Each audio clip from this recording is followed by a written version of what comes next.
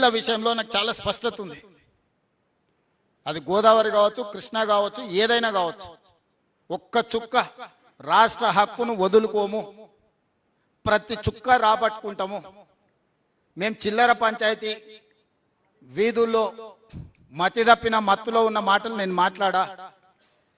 నేను వ్యూహాత్మకంగా ఎత్తుగడలతోని మనకు రావాల్సిన ప్రతి చుక్క నీటి హక్కులను నేను కాపాడుకునే బాధ్యత మేమందరం తీసుకుంటాం. ఉత్తమ్ కుమార్ రెడ్డి గారు, నేను నిరంతరం.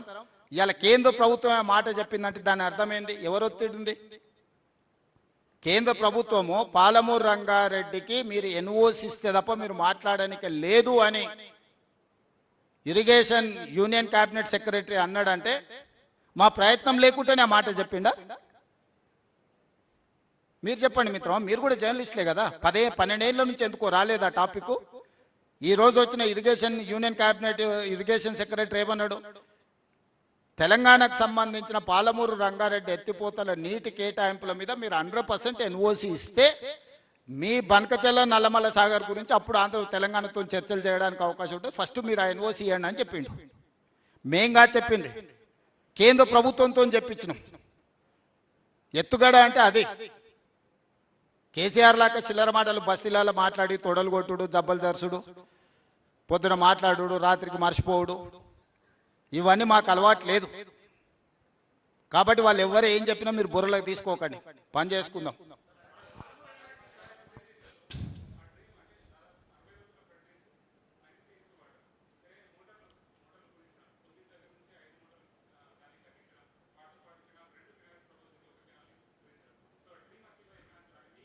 చేస్తాం, లేదు ఇప్పుడు అన్నీ చేస్తాం. 10 పంపులు రన్ చేస్తాం, 2 TMC రన్ చేస్తాం, ట్విన్ టన్నెల్స్ని కంప్లీట్ చేస్తాం. కర్వెన కానీ ఉదండాపూర్ కానీ అన్ని రిజర్వాయర్లు ఎన్ని ఉన్నాయో అన్నిటినీ క్లియర్ చేస్తాం. 90 TMCలకి నీటి కేటాయింపులను కూడా తీసుకొస్తాం. 6 నెలల సమయం ఇవ్వండి, మ్యాక్సిమం సమస్యల్ని పరిష్కరిస్తా. డిసెంబర్ లోపల మెజారిటీ ఇష్యూస్ మన జిల్లాలో కృష్ణానది మీద ఉన్న సమస్యల్ని చర్చల ద్వారా పరిష్కరిస్తా. చిల్లర మాటకు మా ప్రభుత్వంలో తావు లేదు. ఎవరు ఏమన్నా అనుకోని పరిష్కారం కోసం ఆఖరి నిమిషం వరకు ప్రయత్నం చేస్తాం.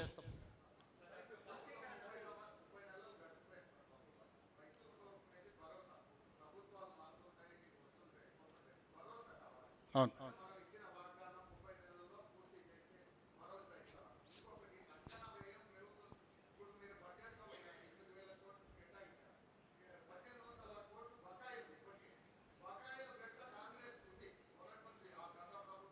ఏ దాంట్లో బకాయిలు?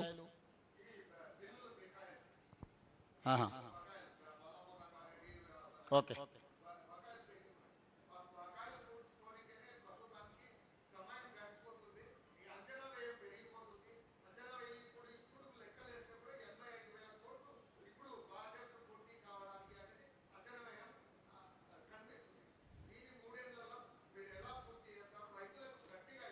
మీ పేరేం పేరు? అశోక్ కుమార్. అశోక్, ఇంత స్టడీ చేసినావు కదా, ఎట్లా చేస్తే పరిష్కారం బాగుంటుందో నీ సలహా మొత్తం పూర్తి మీ అడ్వైస్ ప్రకారం మేము ముందుకు వెళ్దాము. అదే ఎట్లా చేద్దామో, ఇప్పుడు మన జిల్లా గురించి సంపూర్ణమైన అవగాహన ఉన్నది. ఇంత లోతుగా స్టడీ చేసినావు కదా, నువ్వు అదే అదే సోదరా, నిధుల దీనికి కూడా మళ్ళీసారి ఉత్తమన్న అశోక్ కుమార్ను ఒకసారి పిలుచుకొని ఒకసారి కూర్చొని మాట్లాడితే మనకు మంచి పరిష్కారం దొరుకుతుంది. ఒకసారి మంత్రి గారికి నేను చెప్తున్నా, నువ్వు వచ్చి కలిసి కొంచెం నీ సలహా ఈ సోదరా.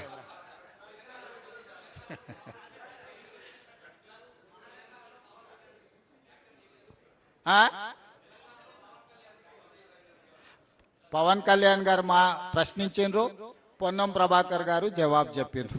ఇక మన ఇద్దరికి ఎందుకు శ్రమ?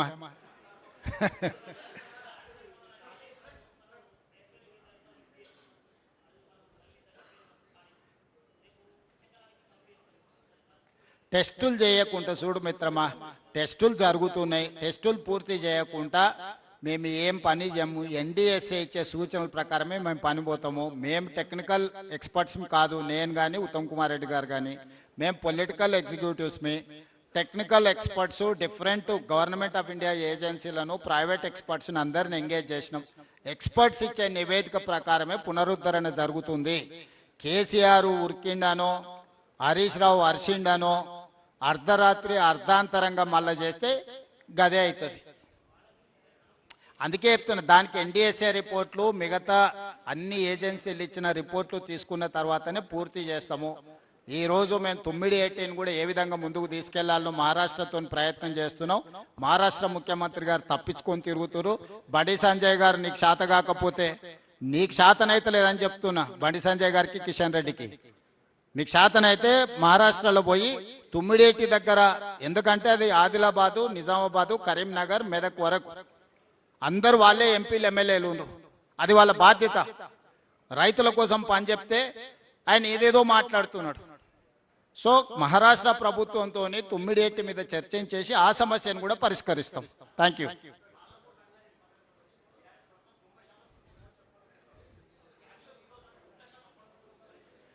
ఇప్పుడున్న దాని ప్రకారం 50-52% పనులైనాయి. దీని మీద ఇప్పుడున్న ఈ ఏదైతే ఈ ఫేజ్లో ట్రంక్ లైన్స్ వీటిని చేయడానికి ఒక 1 ఇయర్లో మేము ఆల్అవుట్ ఎఫర్ట్స్ పెడితే ఈ మేజర్ వర్క్ అయిపోద్ది. ఎందుకంటే డిస్ట్రిబ్యూటరీస్ చేయకుండా, ఉద్దండాపూర్ నుంచి లక్ష్మీదేవిపల్లికి తీసుకెళ్లకుండా, పాలమూరు జిల్లా ప్రాజెక్టుల మీద చర్చ అసంపూర్తి. ఇప్పుడు ఏదైతే హెడ్ వర్క్స్ నుంచి ఉద్దండాపూర్ వరకు తీసుకొచ్చే వర్క్లను 1 ఇయర్ లోపల రిజర్వాయర్ల నుంచి మొత్తం పంపులు, లిఫ్టులు, రిజర్వాయర్లు, ట్విన్ టనెల్స్ అన్నిటినీ పరిష్కరించడానికి ఒక పక్క కార్యాచరణతో వస్తున్నాం. నెక్స్ట్ జూన్ ఈ టైంకి వాటి 100% పూర్తి చేస్తాం. Thank you.